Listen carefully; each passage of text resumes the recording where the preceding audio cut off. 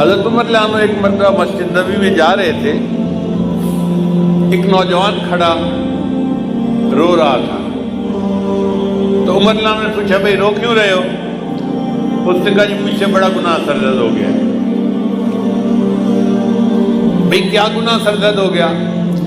اس نے کہا بھائی میں کفن چور تھا، یعنی جب لوگ میت کو دفن کرتے تھے نا تو میں ان کی قبر کھود کے ان کا کفن نکال کے بیچتا تھا اور اس کے پیسے سے زندگی گزارتا تھا، میرا یہ روز کا کام تھا۔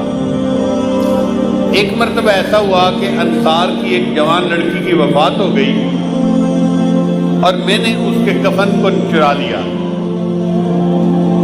پھر میں تھوڑی دور آگے چلا تو میرے اوپر شیطان غالب آ گیا اور شیطان نے دل میں بات ڈالی کہ لڑکی تو جوان العمر تھی، تو کیوں نہ میں اس سے اپنی خواہش ہی پوری کر لوں۔ تو میں واپس آیا، میں نے دوبارہ قبر کو کھودا، لڑکی کی میت کو نکالا اور اس کے ساتھ میں نے منہ کالا کیا۔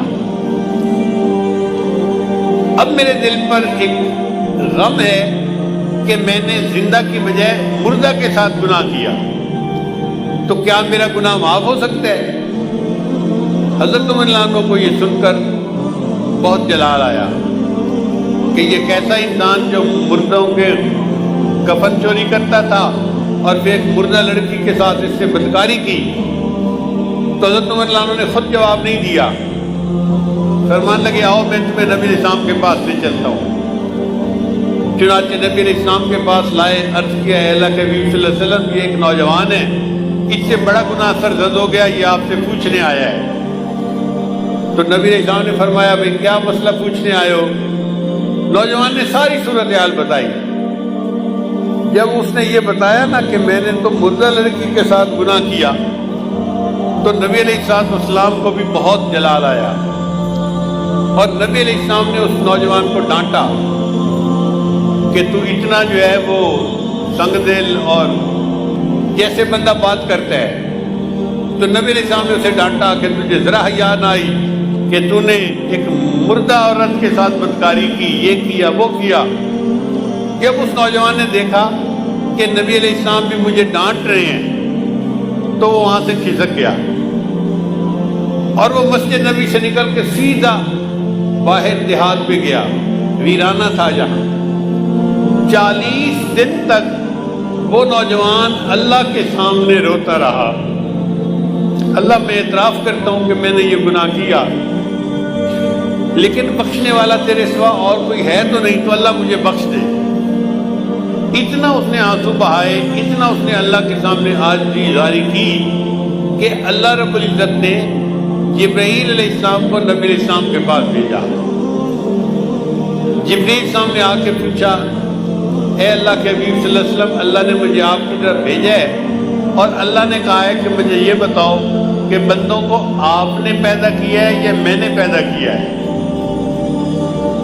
تو نبی علیہ السلام نے جواب دیا کہ مجھے بھی اللہ نے پیدا کیا ہے اور ساری مخلوق کو اللہ نے پیدا کیا ہے۔ پھر پوچھا اچھا یہ بتائیے کہ بندوں کو رزق کون دیتا ہے، آپ دیتے ہیں یا میں دیتا ہوں؟ نبی علیہ السلام نے جواب دیا ساری مخلوق کو اللہ رزق دیتا ہے، مجھے بھی اللہ ہی رزق دیتا ہے۔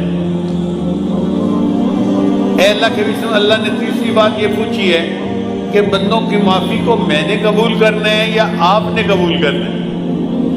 تو نبی علیہ السلام نے جواب دیا ہر بندے کی معافی کو اللہ نے قبول فرمانا ہے اور میرے بھی غلطیوں کو اللہ نے معاف فرمانا ہے۔ جب نبی علیہ السلام نے 3 باتوں کا جواب دیا تو جبرائیل السلام نے کہا مجھے اللہ تعالیٰ نے بھیجا ہے آپ کو یہ بتانے کے لیے کہ وہ جو نوجوان آپ کے سامنے آیا تھا اور اس نے گناہوں کی معافی کی بات کی تھی اور آپ نے ذرا ترشروئی سے جواب دے دیا، وہ بچہ یہاں سے سیدھا ویرانے میں چلا گیا، 40 دن ہو گئے ہیں، وہ دن رات روتا ہے، مجھ سے معافیاں مانگتا ہے اور میں پروردگار نے اس کے گناہ کو معاف کر دیا ہے۔ لہذا اس نوجوان کو آپ بلائیے اور بتا دیجئے کہ اللہ نے تمہارے گناہ کو معاف کر دیا۔